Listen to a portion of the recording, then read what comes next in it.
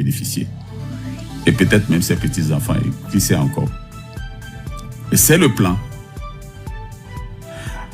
Quand on avait parlé des véhicules administratifs dans ce pays, le monde d'exploitation des véhicules administratifs dans ce pays, et je crois que c'est un syndicaliste du ministère des Finances qui avait dénoncé ça dans le temps. Il s'est retrouvé en prison par la suite. Et Laurent Métoyon.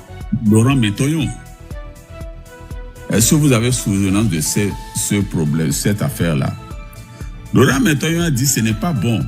C'est trop coûteux pour l'État. Ce n'est même pas un choix. Ce n'est même pas un choix raisonnable. Mais Patrice Talon s'était entêté.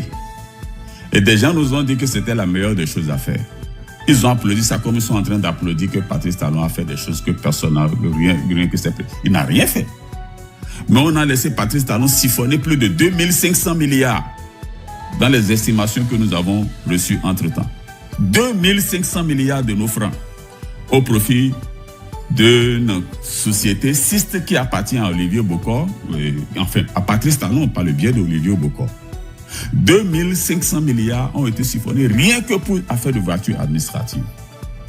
Si c'est 2400, si c'est moi j'arrondis ça, 2500 milliards nous ont été siphonnés avant de prendre la décision récemment d'arrêter la saignée. Et Dieu seul sait si la saignée s'est vraiment déjà arrêtée. Et on a accaparé le trésor public. Aujourd'hui, on dit qu'il n'y a plus corruption, il n'y a plus vol. Qui va dénoncer qui? Le voleur a déjà pris la caisse. Qui va arrêter qui maintenant? Qui va attraper qui? Il n'y a plus rien. Puisqu'on n'entend même plus parler parce qu'en fait, il n'y a plus à parler. Vous avez remis la caisse de l'État entre les mains du voleur déjà. Et il est assis là-dessus. Il n'y a rien à faire. Nous avons de sérieux problèmes.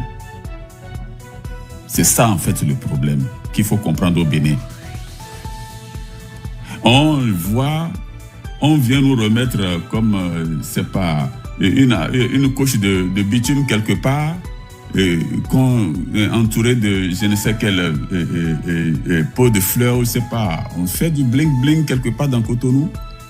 Et nous, il y en a des compatriotes s'estacient comme des collégiens qui n'ont jamais rien vu de leur vie. C'est triste. C'est triste en fait. Les dessous de ce que nous appelons réalisation, il va falloir qu'on fouille ça parce que le peuple a besoin, il n'a même pas un besoin, c'est un droit de savoir qu'est-ce qui est fait de ces ressources. Voilà.